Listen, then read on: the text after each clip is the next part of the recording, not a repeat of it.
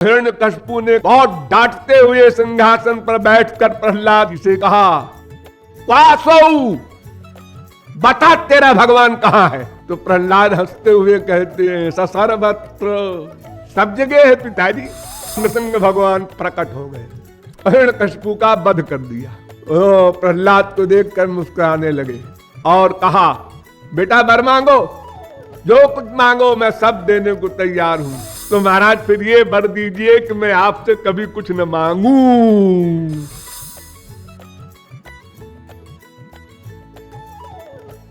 कल मैंने आप लोगों को बताया कि भक्तराज प्रहलाद ने असुर बालकों को यह उपदेश दिया कि श्री कृष्ण भक्ति के सिवा और कोई भी श्रेयस्कर सिद्धांत नहीं है। केवल भक्ति से ही जीव अपने परम चरम राधांत परमानंद को प्राप्त कर सकता है अथवा भवारणों से उत्तीर्ण हो सकता है। ये प्रहलाद की उक्ति शास्त्र वेद सम्मत है या नहीं, यह प्रश्न आ सकता है।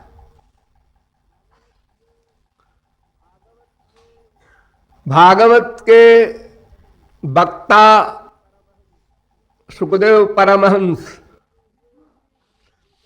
यह भी गर्भ में ही परमहंस हो चुके थे। गर्भ में ही इन्होंने भगवान का दर्शन किया और माया से उत्तीर्ण हो गए। उन सुखदेव से परीक्षित सर्वप्रथम भागवत के प्रथम स्कंध में प्रश्न करते हैं, यत् श्रोतव्यमथो जप्यम यत् कर्तव्यम नृभिः प्रभो स्मर्तव्यम भजनीयम वा ब्रूहि यद्वा विपर्जयम।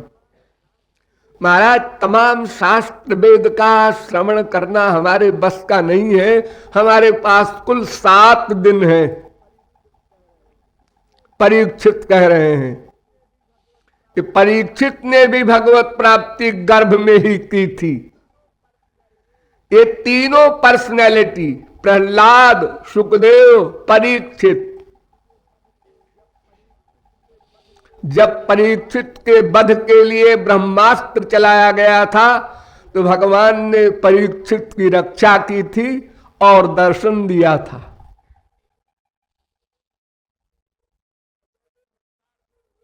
और जैसे संसार में कोई बच्चा पैदा होता है तो रोता है आंख बंद करके, ऐसा नहीं किया परीक्षित ने।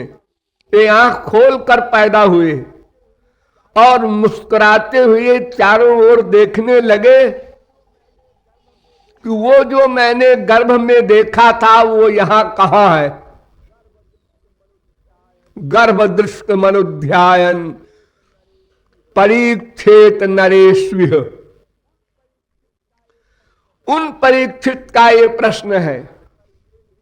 इसका तात्पर्य ये नहीं कि परीक्षित जानते नहीं। जिसने भगवत तत्व को प्राप्त कर लिया उसको प्रश्न करने का तो कोई प्रश्न नहीं है। फिर भी हम सब जीवों के कल्याण के लिए भागवत के प्रथम स्कंध में ही सर्वप्रथम प्रश्न करते हैं। और सुखदेव परमहंस ने उत्तर दिया, तस्मात् भारत सर्वात्मा भगवान ईश्वरो हरि।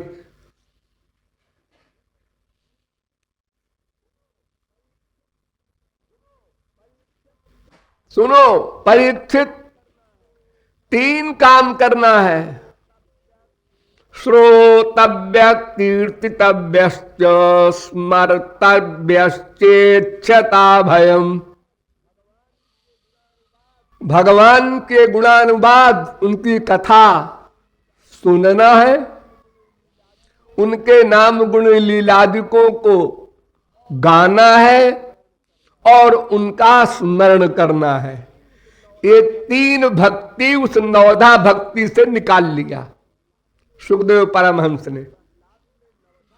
जो प्रहलाद ने नवधा भक्ति बताई थी उसमें से 3 को चुन लिया कि इन 3 से सब काम चल जाएगा। फिर कहा सुखदेव परमहंस ने, तस्मात् सर्वात्मना राजन हरि सर्वत्र सर्वदा श्रोतव्य कीर्तितव्यश्च स्मर्तव्यो भगवान नृणाम। वही आशय है जो पहले श्लोक का है कि भगवान की कथा महापुरुषों के द्वारा सुनो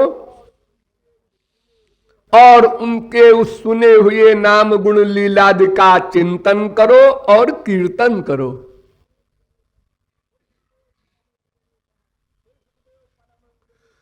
फिर सुखदेव परमहंस ने कहा, दूसरा कोई मार्ग नहीं है, नहीं यतोन्य शिव पंथा विशता संसृता विह, और कोई मार्ग ही नहीं है। 2 मार्ग हो तो चलो भाई, इधर से नहीं जाएंगे इधर से निकल जाएंगे। अरे मिठाई खाना है, न रसगुल्ला खाया कलाकंद खा लिया। नहीं यतोन्य, इस भक्ति मार्ग के सिवा जो 3 मैंने साधन बताए इसके सिवा और कोई मार्ग नहीं है। वासुदेवे भगवती भक्ति योगो यतो भवेत, इन्हीं 3 साधनाओं से श्याम सुंदर का प्रेम मिल जाएगा। कपिल भगवान के अवतार थे, उन्होंने अपनी मां देवहूति को उपदेश किया, एतावानेव लोकेस्मिन् पुंसाम निःश्रेयसोदया तीव्रेण भक्ति योगेन। केवल भक्ति ही एकमात्र साधन है। अपनी मां को कपिल सांख्य करता, जिनको लोग कहते हैं नास्तिक दर्शन बनाया, भगवान का कहीं जिक्र ही नहीं पूरे सांख्य दर्शन में, केवल सृष्टि का वर्णन है। वो कपिल अपनी मां को उपदेश दे रहे हैं, धर्मराज एतावानेव लोकेस्मिन् पुंसाम धर्मः परस्मृतः। उनका भी एक ही सिद्धांत है, तन्नाम ग्रहणादि भी। संक्षेप में उन्होंने कहा कि भगवान का नाम कीर्तन, गुण कीर्तन, लीला कीर्तन, उनका स्मरण और उनका श्रवण। अरे स्वयं ब्रह्मा कहता है, देखो मैंने 3 बार वेदों को मथा है, कृणन्वीक्ष्य मनीषया भगवान ब्रह्म कार्ष्णेन त्रिरन्वीक्ष्य मनीषया तदध्यवस्यत् कूटस्थो रतिरात्मन् यतो भवेत्। श्री कृष्ण में भक्ति करो, प्रेम करो, बस ये ब्रह्मा सृष्टि करता, मैं बता रहा हूं। भागवत में हर अध्याय में, हर स्कंद में भरा पड़ा है, केवल भक्ति से ही काम होगा। भक्त्या में कया ग्राह्य, एक भक्ति से ही, और कोई मार्ग नहीं।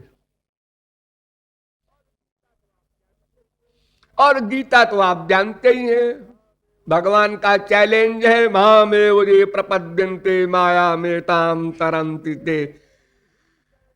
केवल मेरी ही शरण में जो आता है वो इस माया से उत्तीर्ण हो सकता है।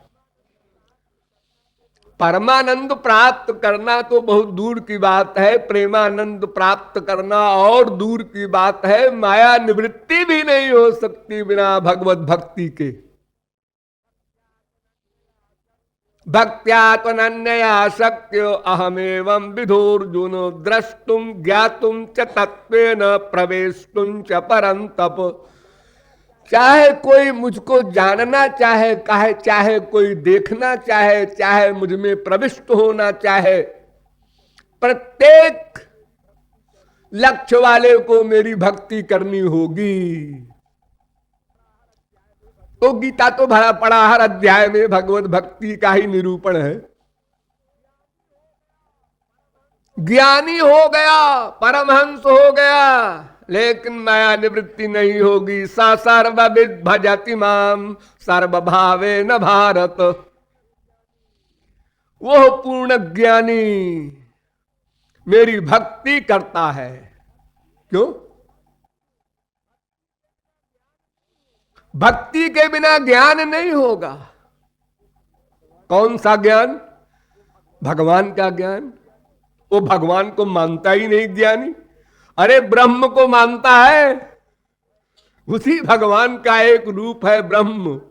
निर्गुण निर्विशेष निराकार सत्ता का नाम ब्रह्म, सगुण सविशेष साकार सत्ता का नाम भगवान।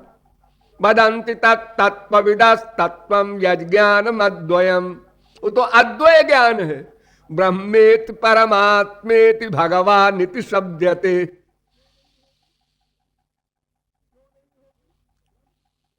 क्यों नहीं होगी? ब्रह्म की प्राप्ति क्यों नहीं होगी ज्ञानी को? ये कौन कह रहा है? सब कह रहे हैं।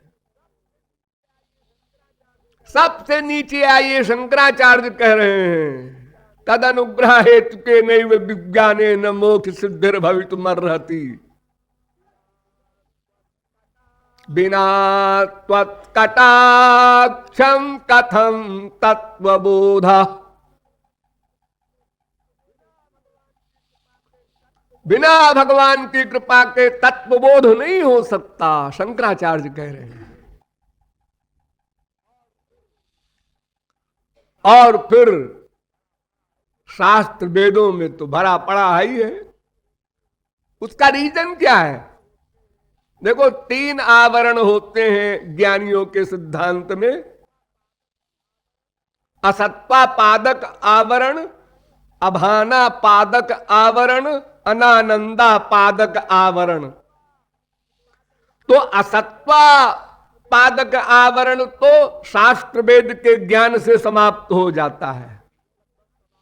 आप लोगों का भी लगभग समाप्त है।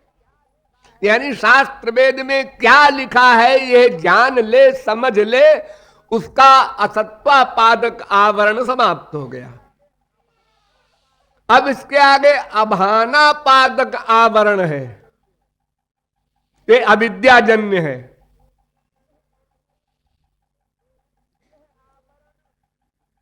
यह आवरण तत्त्वमसि के चिंतन से लेकर अहम ब्रह्मास्मि के चिंतन की परिसमाप्ति पर समाप्त हो जाता है। तू वही है, यहां से चिंतन प्रारंभ करता है ज्ञानी। और अहम ब्रह्मास्मि, मैं ही ब्रह्म हूं, यहां आकर समाप्त हो जाता है। लेकिन समाप्त करने में 8 कक्षाएं पार करनी पड़ती हैं।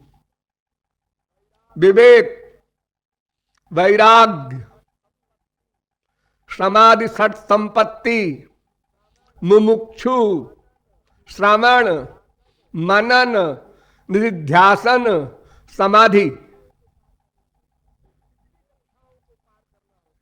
इतनी कक्षाओं को पार करना होता है। पहला विवेक। विवेक का तात्पर्य यह है कि हम आत्मा है, ये हमारा शरीर है, हम शरीर नहीं है, ये संसार अनित्य है, नश्वर है, ये सदा बोध रहे। सदा। यहीं पर फेल हो जाएंगे सब सन्यासी जितने ज्ञानी हैं हमारे देश में। सदा बोध रहे। सदा बोध रहेगा तो कोई गाली दे, निंदा करे तो फील नहीं होना चाहिए, क्योंकि तुम आत्मा हो। अब आत्मा सदा आनंदमय है, उसकी बुराई क्या होगी? फिर विवेक के बाद वैराग्य। संसार में न राग हो न द्वेष हो, यहां पहुंचना बहुत मुश्किल। कितने सन्यासी और ज्ञानी आपको मिलेंगे विश्व में जिनको न कहीं राग हो न द्वेष हो। फिर समाधि सट संपत्ति, सम, दम, श्रद्धा, समाधान, उपरति, तितिक्षा, ये 6 में एक भी नहीं हो सकता। पहला सम है, सम माने मन पर कंट्रोल। अरे मन पर कंट्रोल तो अर्जुन का नहीं था, वो कह रहा है चंचलम में मन कृष्ण प्रमाथि बलवदृढ़ तस्याहम निग्रहम मन्ये वायोर्वसु दुष्करम। जिस अर्जुन ने बचपन में ही समस्त कौरवों के बीच में जब कंपटीशन हुआ धनुष बाण से निशाने का, तो एक पक्षी की आंख में कालिमा, तो सब शिष्यों ने तो पक्षी भी देखा, आंख भी देखा, कालिमा भी देखा, और अर्जुन ने कहा गुरुजी केवल कालिमा देख रहा हूं। इतना मन बस में। उर्वशी अप्सरा को जीतने वाला स्वर्ग में अर्जुन धनुर्धर गांडीवधारी, वो कह रहा है भगवान से चंचलम ही मन कृष्ण। कोई सन्यासी खड़ा हो कंपटीशन में अर्जुन के आगे, इसका सम हो। ये अमुमुक्षु घोर प्यास हो भगवान के पाने की, ब्रह्म ज्ञान की, तो ये 4 साधन है अधिकारी बनने के लिए। तब इसके बाद श्रवण करो, अथा तो ब्रह्म जिज्ञासा, तत्त्वमसि अयमात्मा ब्रह्म प्रज्ञानम ब्रह्म। इन वेद मंत्रों को सुनो, उसके पहले नहीं सुनना, मर जाओगे। फिर मनन करो, फिर निधिध्यासन करो, फिर समाधि प्राप्त करो, और जब सिद्ध हो जाओ तो ज्ञान हो गया, अज्ञान चला गया। किसका ज्ञान हुआ? मैं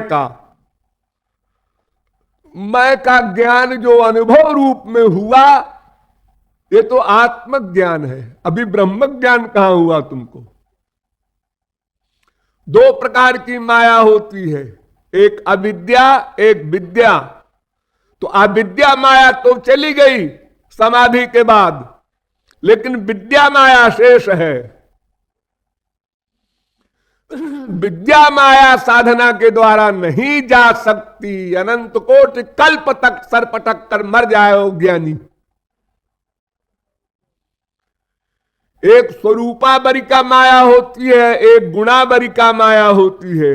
तो स्वरूपाबरिका माया तो चली गई, गुणाबरिका माया भगवान की पर्सनल पावर है। दैवी हेषा गुणमयी मम माया दुरत्यया, ये ऐसे नहीं जाएगी, ये भगवत कृपा से ही जाएगी। इसलिए ज्ञानी को भी भक्ति करने का आदेश मिलता है।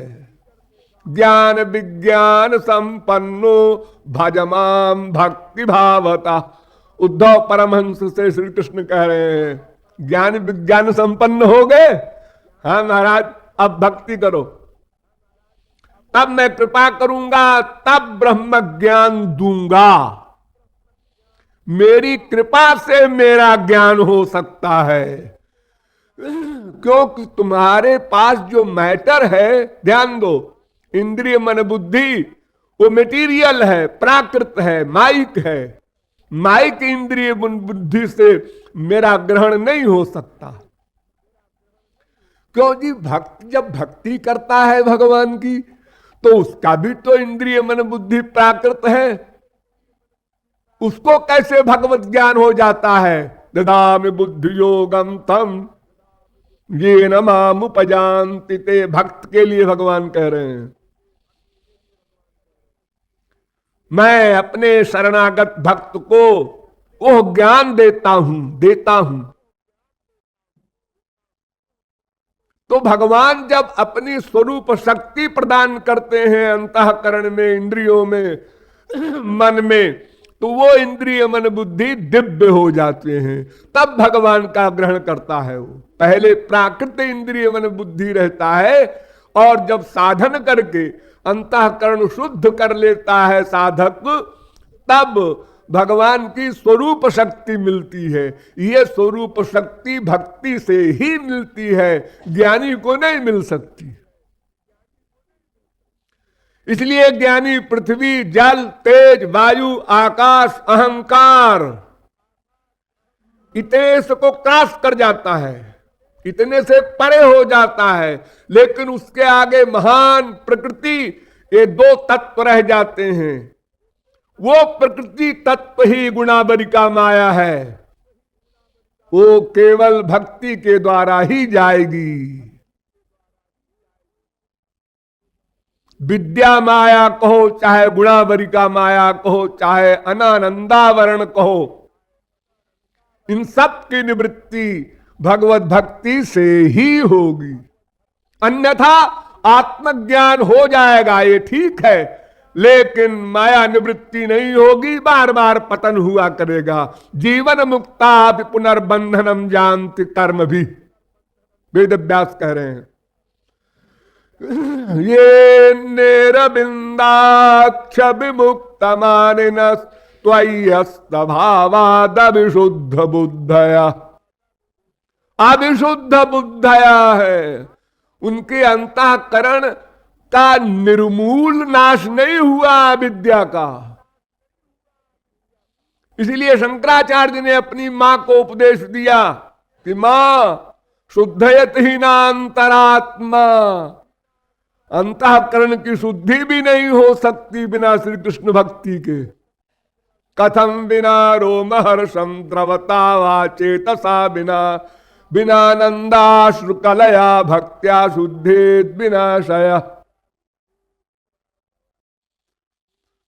तो ज्ञानी के प्रारंभ में ही इतनी कठिनता, और फिर वो माया निवृत्ति और ब्रह्म ज्ञान या ब्रह्म प्राप्ति भी नहीं कर सकता भक्ति के बिना, तो फिर वो मार्ग कहां हुआ। मार्ग का मतलब ये है कि भक्ति की हम बिल्कुल परवाह नहीं करते और मोक्ष प्राप्त कर ले, चलो ना प्रेमानंद सही, मोक्ष तो मिल जाए, मृत्यु से तो उत्तीर्ण हो जाए, तमेव विदित्वा जो हमारा सिद्धांत है वो तो हल हो जाए। नहीं हो सकता। अतएव प्रहलाद कहते हैं केवल भक्ति ही एक साधन है। नंबर 2 वाला जो ज्ञान है उसको भी भक्ति करने पर ही अपना लक्ष्य प्राप्त होगा। और नंबर 3 एक और है कर्म, वो तो खिलवाड़ है, उसका तो फल ही स्वर्ग है। जिस कर्म का इतना लंबा चौड़ा उपदेश दिया वेद ने, वही वेद कह रहा है यत् कर्मिणो न प्रवेदयन्ति रागात् तेनातुरा क्षीण लोकाश्च्यवन्ते। वो तो क्षणिक सुख है, माइक सुख है। माइक सुख स्वर्ग में भी है, मृत्युलोक में भी है, वो केवल देखने का अंतर है। जैसे एक गरीब को आज साइकिल मिली और साइकिल पर चढ़कर घंटी बजाता हुआ बड़ी शान से चलता है अकड़ के, ऐसे एक मीडियम क्लास के व्यक्ति ने कार खरीदा, वो जबरदस्ती हार्न बजा बजा के चल रहा है, हमने कार खरीदा है। दोनों का सुख बराबर है, भीतर का सुख बराबर है और बाहर का बड़ा भारी अंतर है। ऐसे ही स्वर्ग में बड़े बड़े ऐश्वर्य हैं, ये बिल्कुल ठीक है, लेकिन वही काम, वही क्रोध, वही लोभ, वही मोह, वही ईर्ष्या, वही द्वेष, वही सब बीमारी जो हमारे मृत्युलोक में मानव देह में हम पा रहे हैं, वही सब स्वर्ग में भी है। दुखो दरकाश तमो निष्ठा क्षुद्रानंदा सुचार पिता। इसलिए कर्म से कोई मोक्ष की कल्पना करे तो फुल मैड है, और जो ज्ञान से मोक्ष की कल्पना करे हाफ मैड है, क्योंकि उसने आत्मज्ञान प्राप्त कर लिया है, आधा उसका काम बन गया है, आधा बाकी है। तो भक्ति के बिना किसी का काम नहीं बनेगा। इसलिए गौरांग महाप्रभु ने सनातन गोस्वामी को उपदेश दिया, भक्ति मुख निरीक्षक कर्म योग ज्ञान। जितने भी मार्ग हैं सब भक्ति का मुख देखते रहते हैं, कब वो कृपा करे तो हमको कर्म का फल मिले, ज्ञान का फल मिले, योग का फल मिले। एक योग मार्ग भी होता है। योग मार्ग वाले तो आनंद को मानते ही नहीं, विचित्र है वो। आनंद प्राप्ति उनका लक्ष्य ही नहीं है। स्वरूपे अवस्थानम द्रष्टु स्वरूपे अवस्थानम, बस अंतिम दृष्टा अपने स्वरूप में आ गया। उनके यहां दो प्रकार की समाधि मानी गई है, असंप्रज्ञात समाधि और संप्रज्ञात समाधि। तो जहां आनंद मिलता है उसको संप्रज्ञात समाधि कहते हैं। वो निम्न कक्षा की मानते हैं वो, कि अभी अधूरा है। और जहां आनंद नहीं मिलता वो असंप्रज्ञात समाधि मानते हैं, केवल दृष्टा रहता है, आनंद वानंद नहीं। और जो आनंद आत्मज्ञान से मिलता है ज्ञानी या योगी को, वो आनंद क्या है? वो आनंद है सात्विक गुण का आनंद। सात्विक सत्वात् संजायते ज्ञानम। ये आत्मज्ञान जो है सत्व गुण से उत्पन्न होता है। हम लोगों को रजोगुण का तमोगुण का आनंद मिलता है संसार में। सत्व गुण का आनंद इससे ऊंचा होता है, उसका आभास मिलता है। कब?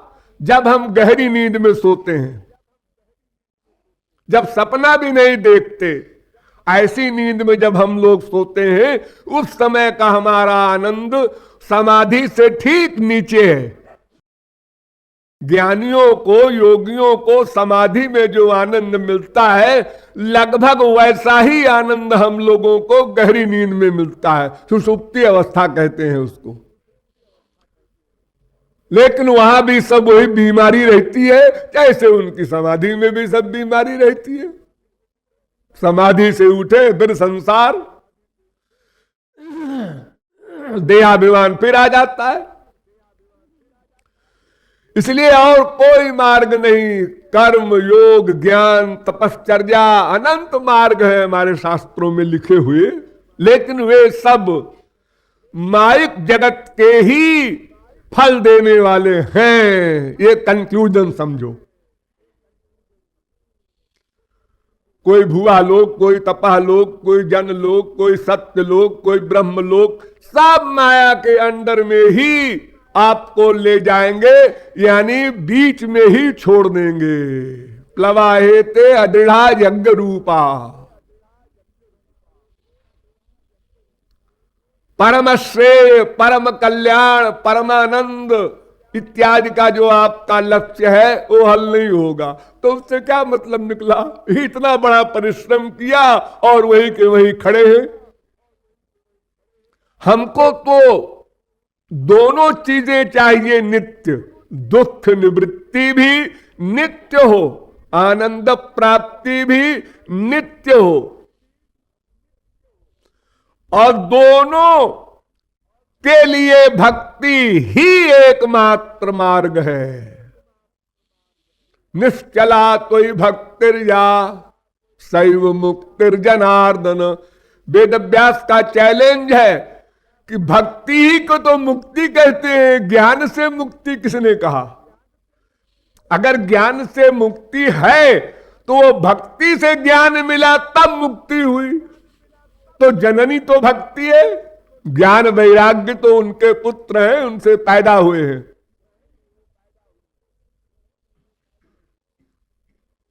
अतएव फिर चैलेंज करते हैं वेद व्यास, वासुदेव मनाराध्य को मोक्षम समवाप्स्यति। कोई एक एग्जाम्पल बता दो जो श्री कृष्ण भक्ति के बिना मुक्त हो गया हो। प्रेमानंद पाने की बात बहुत दूर है, हम उसकी बात नहीं करते। हमारे यहां 5 प्रकार की मुक्ति बताया है प्रहलाद ने। सार्ष्टि, सामीप्य, सालोक्य, सायुज्य, सारूप्य। भगवान के बराबर का ऐश्वर्य मिल जाए, ये सार्ष्टि मुक्ति। भगवान का लोक मिले, सालोक्य मुक्ति। भगवान का रूप भी मिल जाए हमको, सारूप्य मुक्ति।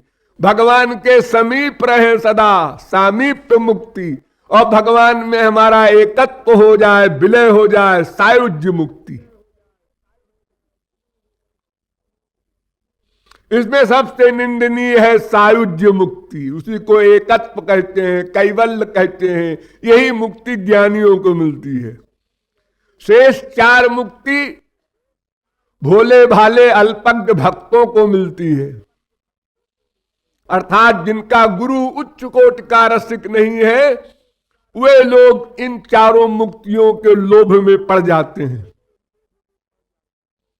और जो उच्च कोटि के रसिक के फॉलोअर्स हैं, वे लोग कुर्वन्ति कृतनः केचित् चतुर्वर्गम तृणोपमम्, वो इस मुक्ति को और भयानक बताते हैं। तारो मध्य मोक्ष वांछा कैतव प्रधान, गौरांग महाप्रभु ने कहा है तो सबसे खतरे खतरे वाली चीज है मुक्ति, सायुज्य मुक्ति।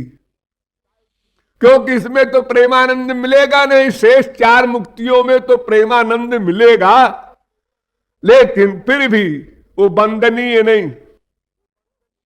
भगवान की भक्ति 3 प्रकार की होती है। एक स्वरूप सिद्धा, एक आरोप सिद्धा, एक संग सिद्धा। तो जिसमें कर्म ज्ञान का मिक्सचर होता है वो संग सिद्धा भक्ति है।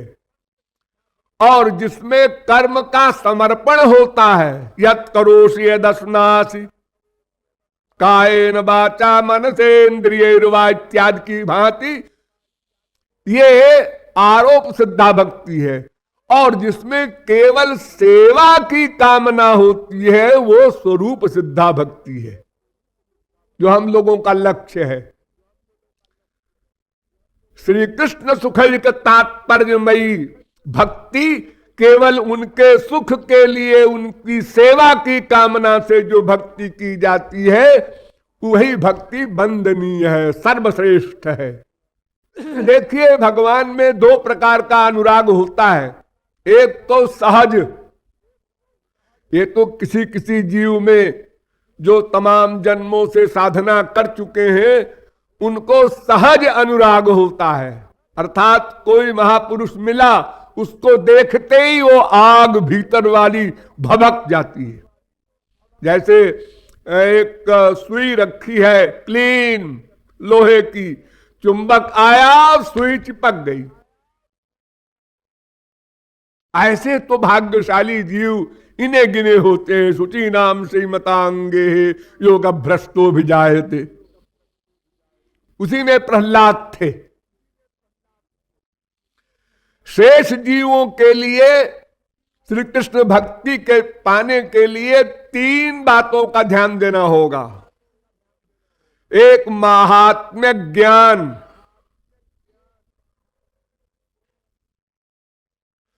और एक संबंधक ज्ञान, और एक सेवा ज्ञान।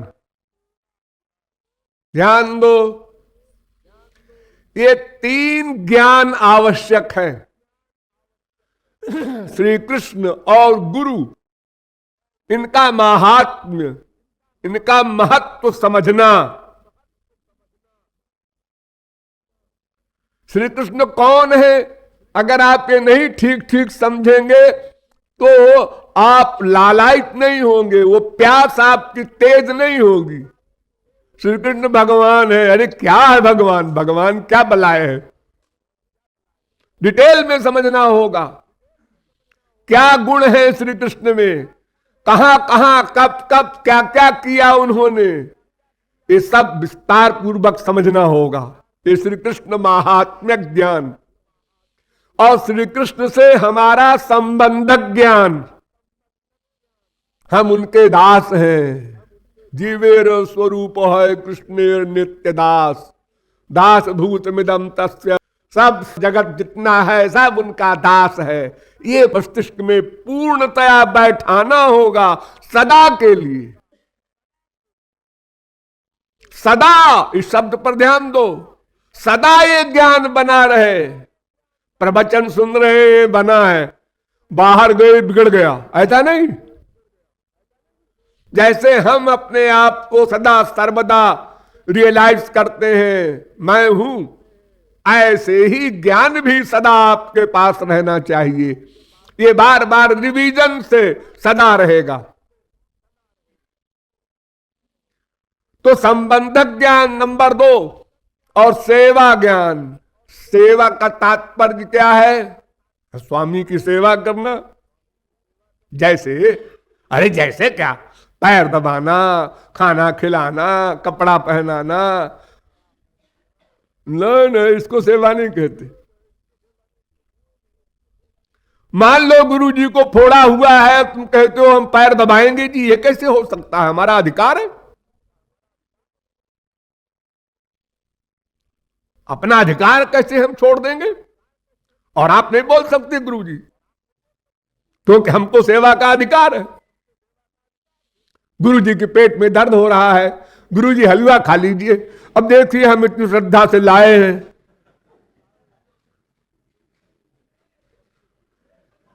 ये सेवा नहीं है। सेवा का अभिप्राय है अपने स्वामी को सुख देने का लक्ष्य रखकर स्वामी की आज्ञा अनुसार सेवा करना। आज्ञा समना सुसाहिब सेवा, उनकी आज्ञा पालन ये सेवा है, अपनी इच्छा अनुसार सेवा नहीं।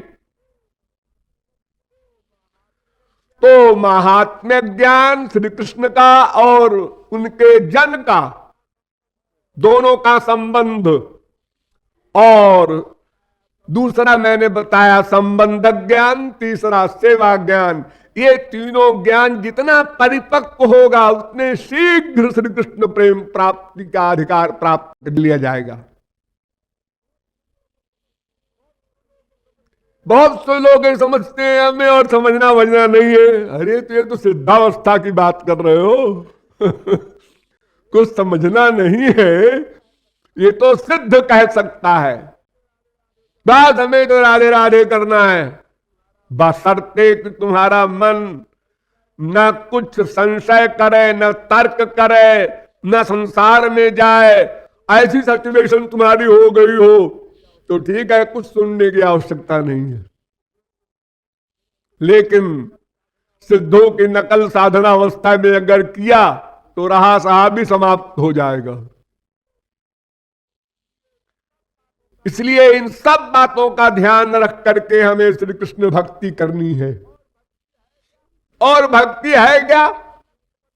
वही जो लक्ष्य बताया मैंने, उनकी सेवा को लक्ष्य में रखकर उनके मिलन की परम व्याकुलता बढ़ाना।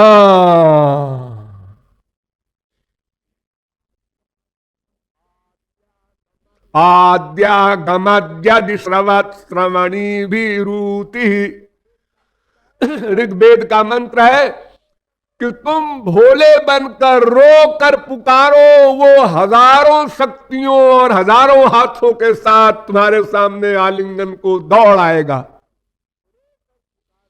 रो कर पुकारो, सासंग भक्ति करो, अनासंग भक्ति न करो, जिसमें रूप ध्यान में मन को लगा करके उनके दर्शन की परम व्याकुलता उत्पन्न होती है, वो सासंग भक्ति कहलाती है। और जो केवल मुख से वाणी से कीर्तन आदि होता है वो अनासंग भक्ति है। तो हमको सासंग भक्ति करना है। रूप ध्यान प्रमुख, सबसे पहले रूप ध्यान करते हुए रोकर उनके नाम गुण लीलादि का महात्म्य समझकर उसका चिंतन, वो चिंतन अकेले हो या कीर्तन के साथ हो या श्रवण के साथ हो, लेकिन स्मरण सबसे कंपलसरी। क्यों? इसलिए कि चिंतन ही मन का वर्क है, श्रवण कान का वर्क है, कीर्तन वाणी का वर्क है, लेकिन चिंतन मन का वर्क है। तो जो श्रवण हो, जो कीर्तन हो, उसका चिंतन हो, तद जपस तदर्थ भावनम। पातंजल ने अपने योग दर्शन में भी एक सूत्र बना दिया, जिसका जप करो उसका रूप ध्यान करो, नहीं तो उसका कोई फल नहीं मिलेगा तुमको। बहुजन्म करे यदि श्रवण कीर्तन, तभु ना पाए कृष्ण पदे प्रेम धन।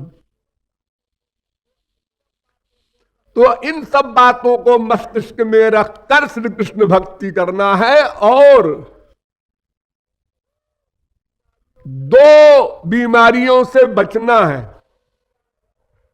कपूयाचरण, आध्यात्मिक तुष्टि। कपूयाचरण क्या है? जिह्म भाव, अमृत भाव, माया भाव। जिह्म भाव माने जहां पर हमारी बुद्धि में यह भावना आवे, मैं जो कुछ सोच रहा हूं कोई नहीं जानता, ये प्राइवेसी हमारी जो है।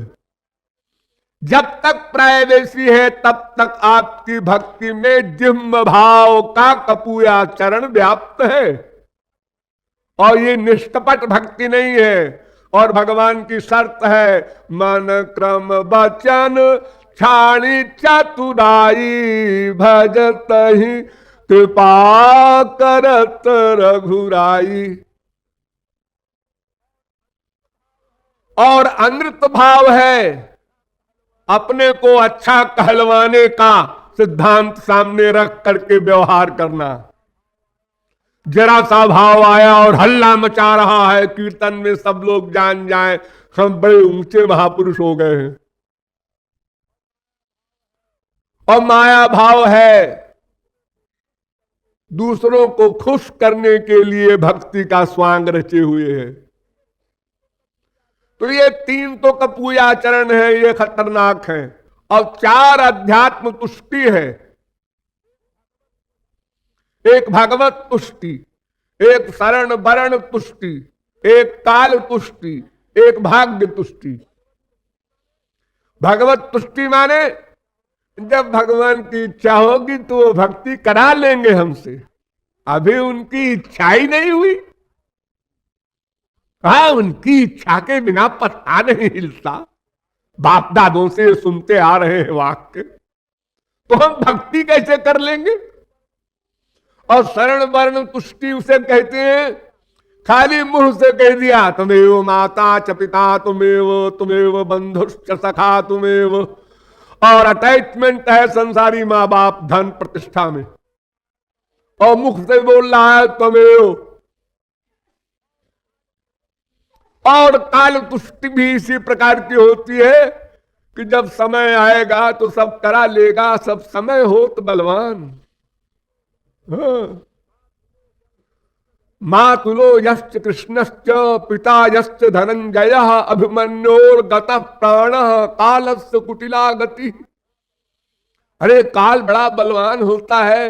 देखो जिसके मामा श्री कृष्ण, बाप अर्जुन महापुरुष, बाप भगवान, मामा भगवान, सब बड़ी बड़ी पावर, उस अभिमन्यु को मार दिया कौरवों ने, सब देखते रह गए।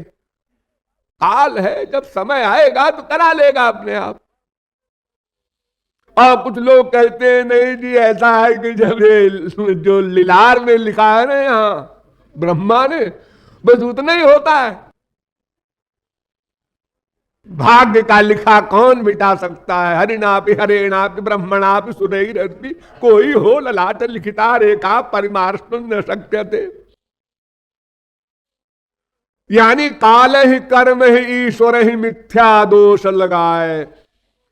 वो इन सब चीजों में, इन सब चीजों को सामने ला करके और स्वयं को अलग कर लेने की कामना किए हुए है, इसलिए वो भगवान की ओर, भगवान की भक्ति की ओर कभी नहीं चल सकता। तो ये कपूए आचरण और आध्यात्मिक तुष्टि के दोषों से भी हमको बचना है। इस प्रकार अगर हम श्री कृष्ण भक्ति करें, तब प्रहलाद की वो उक्ति चरितार्थ होगी, प्रियते मलया भक्त्या हरिरन्यद विडंबनम। नारद जी ने तो बार बार जोर देकर कहा, त्रिसत्यस्य भक्तिरेव गरीयसी, भक्तिरेव गरीयसी, चैलेंज करके 3 बार भक्ति ही एकमात्र साधन है। प्रेमैव कार्यम, प्रेमैव कार्यम, दूसरा नारद भक्त सूत्र, केवल प्रेम ही करना है, प्रेम ही करना है। अन्यस्मात् सौलभ्यम भक्तौ, बार बार अपने नारद भक्त सूत्र में केवल भक्ति को ही अब साध्य माना है। वो फल रूपत्वा तो कहते हैं भक्ति साधन, भक्ति साध्य दोनों है। जैसे कर्म स्वर्ग दे के मर गया, ज्ञान ने अज्ञान नष्ट किया और स्वयं मर गया, लेकिन भक्ति ने भक्ति दी और भक्ति बनी रही गोलोक में भी अनंत काल के लिए, अमृत स्वरूपाच।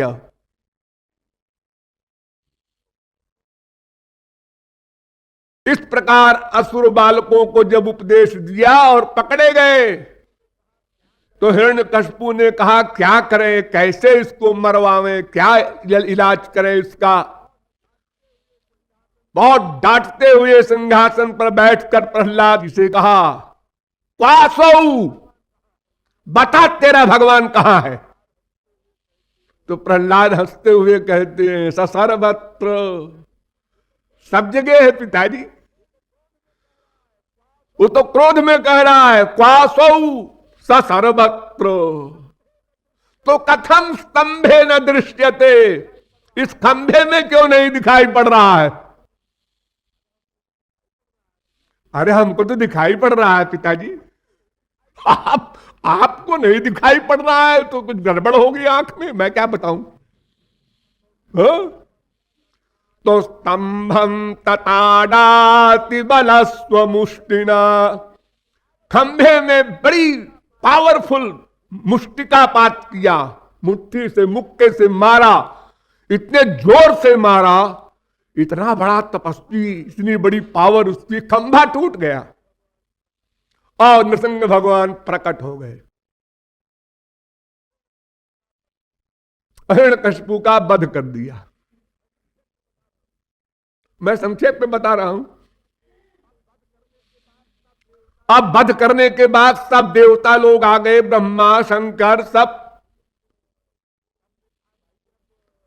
सब ने कहा भाई अब को थैंक्स देना चाहिए, इतना बड़ा काम किया हम लोगों का, धन्यवाद देना चाहिए। तो कौन जाए आगे। सबने कहा शंकर जी से कि आप तो प्रलय करने वाले हैं, जाइए ना, मेरी हिम्मत नहीं। ब्रह्मा से कहा आप सृष्टिकर्ता है, आपकी दुनिया है, आपके लिए तो आए हैं वो। उन्होंने कहा वो सब ठीक है, लेकिन मैं सामने नहीं जाऊंगा। तो सबने मीटिंग किया कि लक्ष्मी को भेजा जाए, उनकी अर्धांगिनी है, सदा उनके पास रहती ही है, इनको देख करके विराट रूप शांत हो जाएगा, फिर मुस्कुराहट वाला रूप आ जाएगा। लक्ष्मी ने कहा भाई इस समय मैं आप लोगों की बात नहीं मान सकता, मेरी हिम्मत नहीं है जानने की, वो स्वरूप देखा नहीं जा रहा है मुझसे। अनंत कोटि सूर्य के समान प्रकाश, सब हार गए। तब नारद जी ने एक तरकीब सुझाई, उन्होंने कहा भाई देखो ये सब घपट सपट ठीक नहीं है, बड़ी बदनामी की बात है कि मृत्युलोक में इतना बड़ा काम किया भगवान ने और कोई उनकी स्तुति न करे, अभिनंदन न करे। प्रहलाद को भेजो। प्रहलाद के पास गए, कहन बेटा तुम्हारे पिता को मार करके भगवान तुम्हारे वो जो है ना श्री कृष्ण वो खड़े हैं, उनसे जाओ ना उनके पास। वो चले गए लेफ्ट राइट,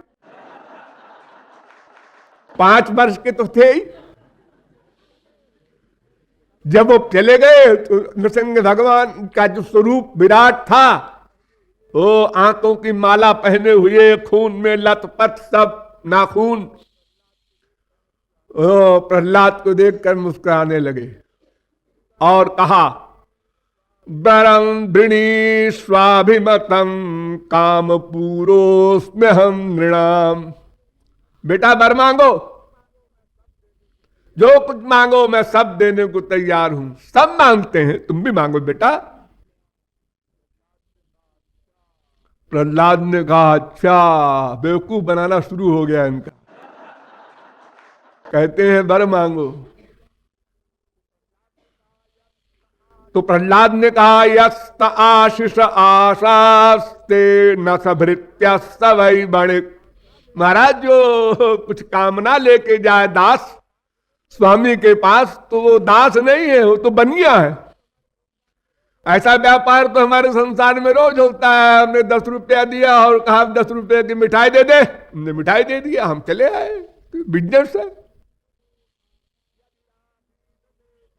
यदि राशीष में कामान वरांस्पम वरदर्शभ कामानाम हृदय संरोहम भवतस्तु वृणे वरम।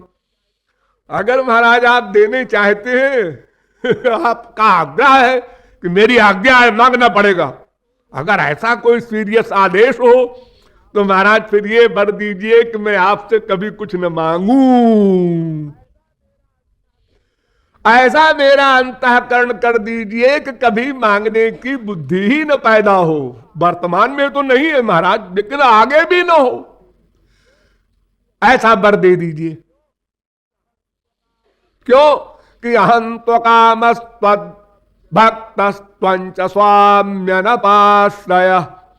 मैं तो अकाम हूं, मैं सेवा चाहता हूं, मैं कुछ मांगने नहीं आया। और आपको भी हमसे कुछ नहीं चाहिए, फिर आप मुझसे क्यों कहते हैं मांग। इंद्रियाणि मन प्राण आत्मा धर्मो धृतिर्मति ह्री श्री तेज स्मृति सत्यम यश्च नश्यन्ति जन्मना। महाराज ये कामना ऐसी बुरी चीज है कि अगर कामना पैदा हो गई तो इंद्रियां, मन, प्राण, आत्मा, धर्म, धैर्य, लज्जा, श्री, तेज, सत्य सब नष्ट हो जाते हैं। तो महाराज कामना की बीमारी मुझको नहीं है, इसलिए मुझे ऐसा वर दीजिए कि बस कामना कभी पैदा ही न हो। नृसिंह भगवान मुस्कुराने लगे। उन्होंने कहा, अच्छा अच्छा ठीक है, अब आज्ञा सुन। क्या आज्ञा दे रहे हैं? अथापि मन्वन्तरमेतदत्र दैत्याश्वराणामनुभुङ्क्ष्व भोगान्। एक मन्वंतर राज्य कर, 43,20,000 वर्ष का 4 युग, 71 बार 4 युग बीत जाए तो एक मनवंतर, यानी हम लोगों के हिसाब से लगभग 30 करोड़ वर्ष तक राज्य करो आज्ञा। अरे आज्ञा भी तो इतनी लंबी, करोड़ों वर्ष राज्य करो। हां करो, और देखो अपने बाप का श्राद्ध भी करो। कुरुत्वम प्रेत कर्माणि पितुः पूतस्य सर्वशः। अरे महाराज मेरे पिता तो आपके लोग पहुंच भी गए। हाँ ठीक है, पहुंच गए हो तो मेरा स्पर्श हुआ है, मैंने मारा है, मेरे लोग तो गए हैं वो, लेकिन फिर भी श्राद्ध करो। संसार के आदर्श स्थापन के लिए। अब सब आ गए ब्रह्मा वगैरह पास में, क्योंकि अब नॉर्मल हो गए थे ना। तो ब्रह्मा से कहा, है इधर आओ। महाराज क्या आज्ञा? मैवं परोसुराणांते प्रदेज पद्म संभव। भविष्य में ऐसा वर्ण दिया करो राक्षसों को, समझे? सॉरी महाराज, सॉरी। तुम लोग वर दे देते हो, अब परेशानी मुझको उठानी पड़ती है। इतना लंबा चौड़ा वर दे दिया उसको, भला बताओ मेरे अगर इतने सर्वज्ञता आदि के कीटाणु न होते मस्तिष्क में तो हम कैसे मारते इसको? हाँ, ऐसा कहकर भगवान वहीं अंतर्धान हो गए। और सब लोगों ने कहा, बोलिए वृंदावन बिहारी लाल की।